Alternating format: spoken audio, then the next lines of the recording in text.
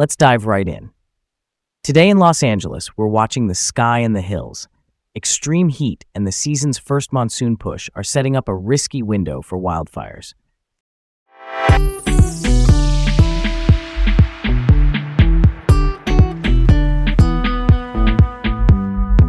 Hi, I'm Garrett. And I'm Leah. Welcome to Laid Back Local, the news of the day with Leah and Garrett in Los Angeles. All right, let's set the stage for this one. California is lining up for its first monsoon storms of the season, aiming towards central California by Sunday. When we say we mean a seasonal wind shift that pulls subtropical moisture up from the south. That can crank up humidity and cloud buildups, even when the ground stays dry. Meteorologists are flagging a few big concerns. A small but real chance of dry lightning, gusty outflow winds over the Sierra, and flash flooding in desert basins if a cell pops right overhead. Here's the tricky part. Even if radar shows showers, a lot of that rain may evaporate before hitting the ground because of the dry air underneath. That's the classic setup for lightning without much wetting rain. And dry lightning is exactly what it sounds like. Strikes that don't come with enough precipitation to soak fuels, meaning grasses, brush, and timber that can ignite and spread fast. We've seen this movie before. Some of California's largest wildfires have started under this kind of pattern. Forecasters are keeping the lightning probabilities modest, around 10% in spots, but the impacts can be outsized if a strike finds a receptive hillside. Add in heat and humidity, and you get tough conditions for both people and firefighters. Hot, sticky days, windy outflows near storms, and very uneven rain. If you're traveling through desert corridors, think Antelope Valley or farther out toward the Mojave. Keep an eye out for sudden downpours and fast-moving runoff. Flash flooding is basically water rising quickly in dry washes or streets after intense rain in a short time.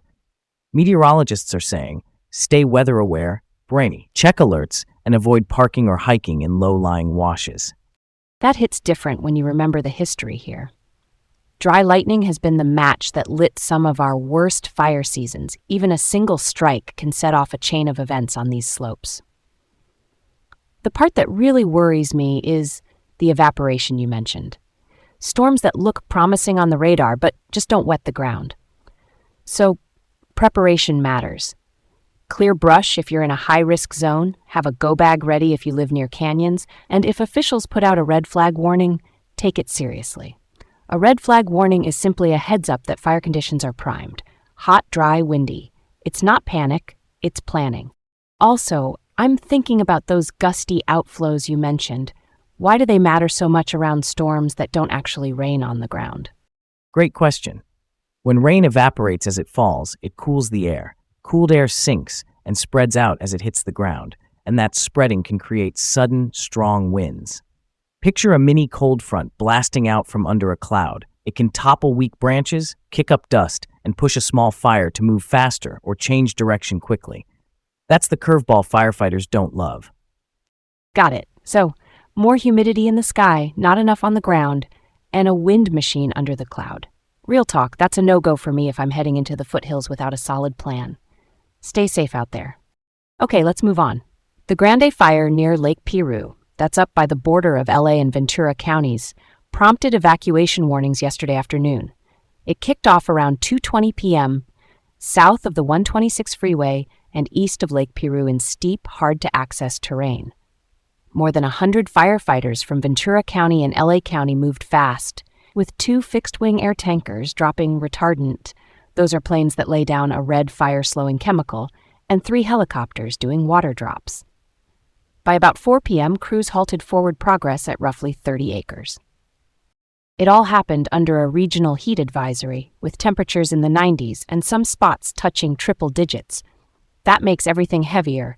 Firefighters have to hike steep slopes in that heat with gear, while rotor wash, wind from helicopter blades, whips embers around. Evacuation warnings mean, in plain terms, be ready to leave quickly if ordered. Thankfully, we didn't see that escalate yesterday, but the message is clear. Conditions can flip fast in this weather pattern. Yeah, not gonna lie, that response was impressive. Swift coordination, ground and air in sync. Nailed it. One detail that stood out was the proximity of a water source for the helicopters.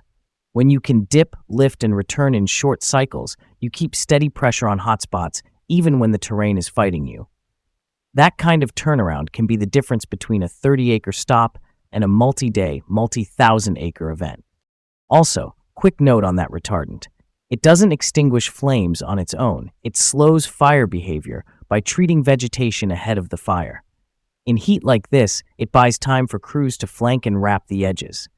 Props to the pilots and the folks on the ridgelines. That was tight work under tough conditions. Let's switch it up.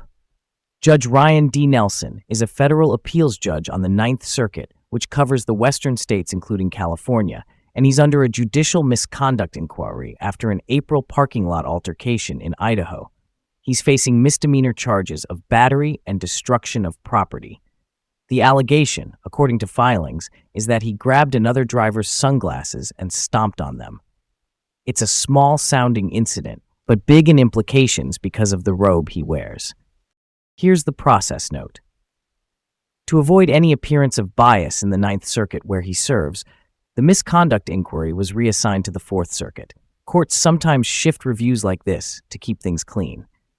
Also relevant context. Nelson, appointed by former President Trump, has issued notable opinions on presidential power and military deployments. That doesn't change the facts about the incident, but it explains why legal watchers are paying attention.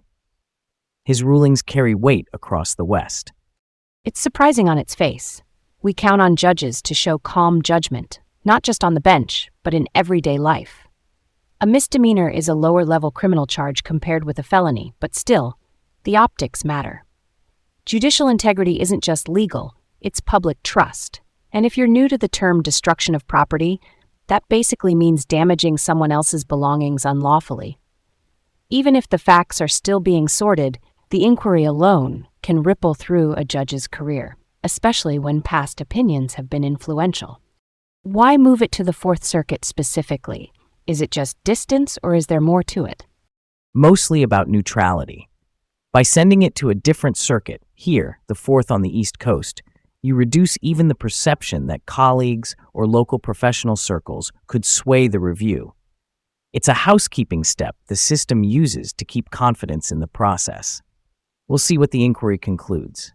Switching gears just a little, LAPD officer Daniel Flores may face criminal charges for recording coworkers without consent while documenting racist and homophobic remarks inside the department. California's Invasion of Privacy Act bars recording confidential conversations without the consent of all parties. Flores says he was gathering evidence of workplace misconduct. Roughly 90 instances of offensive language were captured out, and that triggered an internal affairs probe. He also filed a lawsuit against the city in June. Here's where it gets really interesting. Internal Affairs found Flores violated department policy by recording. The potential criminal exposure ranges from a misdemeanor to a felony, depending on the details. Meanwhile, those recordings raise broader questions about culture in a unit that, according to reports, had influence over recruitment decisions. I'm keeping it real here. Exposing bias matters, and so do privacy rights. Both can exist, but the law sets the boundaries for how you gather proof. Yeah, that's a tough balance. On one hand, accountability, on the other, consent law. If a recording is made illegally, even for a purpose the public might sympathize with, it can still lead to charges or keep the evidence out of certain proceedings. That said, the substance of what was allegedly said in those rooms can't be shrugged off. This is the bigger conversation about workplace culture. Who gets hired, who advances, and whether standards are enforced evenly. The legal process will unfold, but the culture piece needs daylight either way. All right, let's roll on. A case out of Westwood, UCLA's library system. A Northern California man, Jeffrey Ying, who also used the names Jason Wang, Alan Fujimori, and Austin Chen, was sentenced to a year in federal prison for stealing historic Chinese manuscripts from late 2024 into mid-2025. Prosecutors say he checked out genuine manuscripts using fake IDs and swapped them with high-quality dummies, then walked out with the originals. He later pleaded guilty to theft of major artwork, which covers high-value cultural items, not just paintings. Investigators caught on after noticing that materials tied to the alias Alan Fujimori had gone missing. When they searched a Brentwood hotel room linked to him, they reportedly found blank manuscripts and gear for making dummy books. Here's the unsettling part. The stolen manuscripts themselves haven't been recovered. For a research library, that's like removing pages from the historical record. A 1-year sentence is on paper, but the whereabouts of those works are still a question mark. That's a story worth telling, because it's not just theft, it's cultural heritage. These manuscripts are voices from another time, and once they vanish into private hands, scholars and communities lose access. The sophistication here, aliases, dummy swaps, suggests someone who studied library workflows. I'd love to see stronger verification for special collections, tighter ID controls, maybe randomized inspections of materials on checkout and return. And for anyone wondering why this matters, imagine a family album that spans centuries, except it belongs to a whole culture. That's what a manuscript collection can be. And that's where we'll leave it for now. Thanks for tuning in to Laid Back Local, the news of the day, with Leah and Garrett in Los Angeles. Have a great day, and see you tomorrow. You too. See you tomorrow.